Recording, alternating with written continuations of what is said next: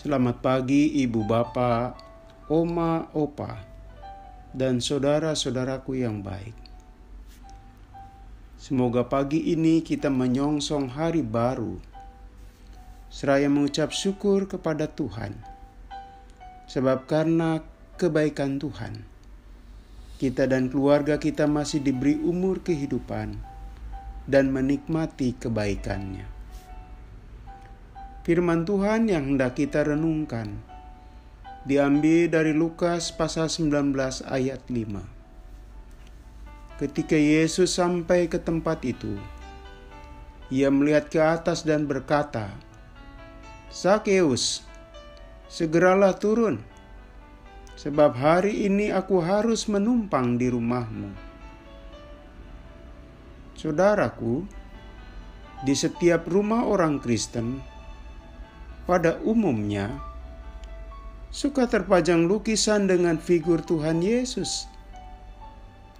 Ada objeknya hanya sebatas wajahnya atau lengkap seluruh badan. Sorot matanya tajam dan meneduhkan. Potongan rambutnya panjang, berkumis dan berjanggut. Lukisan lain yang amat populer, Tuhan Yesus berada di tebing tengah menolong seekor domba yang tersesat. Lukisan-lukisan ini apakah sebatas dekorasi yang memperindah tampilan rumah orang Kristen? Atau pemasangan lukisan itu bertautan dengan ungkapan kehidupan rohani? Ketika lukisan itu sebatas dekorasi dan aksesori, maka itu hanya menghibur mata semata-mata. Kita memuaskan rasa rindu kebutuhan keindahan. Memang ada aspek positif, sebab manusia bagaimanapun punya cita rasa dan kebutuhan keindahan.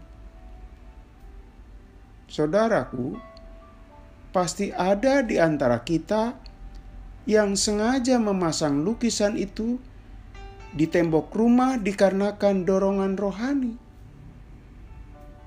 Tentu ada bedanya, yakni di balik pemasangannya dilandasi keyakinan Tuhan hadir di rumah kita. Terdapat perasaan kedekatan. Dampaknya tentu ada, mempengaruhi situasi batin penghuni rumah. Ada kesaksian yang menyatakan efek dengan pemasangan lukisan atau potret Tuhan Yesus. Ada yang berkata, potret Yesus ini selalu mengundang kami berbicara yang sopan, luhur, bijak, dan rohaniah. Itu berarti lukisan itu mengandung pesan moral dan spiritual yang hendak disampaikan. Jelas, lukisan atau potret Yesus punya pengaruh. Tapi jangan salah mengerti.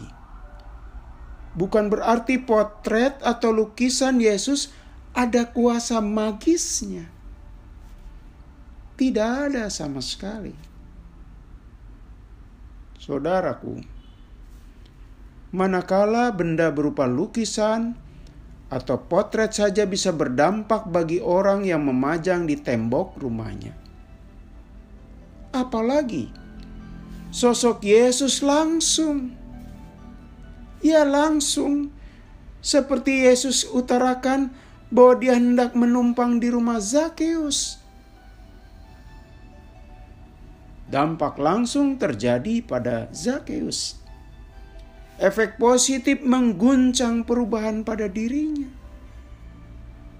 Sehingga Zakeus berkata, "Tuhan, setengah dari milikku akan kuberikan kepada orang miskin.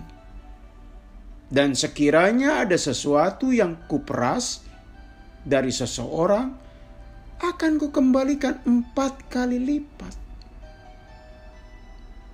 Saudara, Apakah seseorang bisa berubah dalam satu hari? Jawabnya, bisa. Apakah mungkin? Jawabnya, sangat mungkin. Selama ada niat, keterbukaan, dan kesediaan menyambut Allah, seseorang bisa berubah. Zakheus contoh konkret. Tuhan Yesus baru menyatakan pernyataan mau menumpang. Zakheus merespon dengan perubahan diri. Demikian juga kita ingat Saulus. Saat dalam perjalanan ia mendengar suara Tuhan Yesus, ia tersungkur mengalami kebutaan. Dan dalam hitungan waktu yang singkat, ia kemudian mengalami perubahan atau transformasi. Dan namanya pun berubah menjadi Paulus. Saudaraku, ironis jika ada umat Kristen yang terus menghambat sendiri perubahan dalam hidupnya. Padahal Tuhan Yesus bukan satu malam, bahkan ribuan malam telah tinggal di rumahnya. Karena itu, mari kita terus mengundang Yesus berada di rumah kita. Biarkan potret atau lukisan Yesus atau ayat-ayat Alkitab tergantung di rumah kita. Tapi yang lebih utama, undanglah Tuhan Yesus hadir dalam hati Anda, hati saya. Dengan demikian, selalu terjadi dampak positif dalam hidup kita. Ada perubahan dalam ucapan, juga sikap keimanan kita. Mari kita berdoa. Tuhan, kiranya saat kami melangkah menjalani hidup ini, kami selama bersamamu, kami mengundangmu tinggal di hati kami, sehingga ada perubahan besar dalam diri kami. Doa ini kami panjatkan dalam nama Tuhan Yesus. Amin.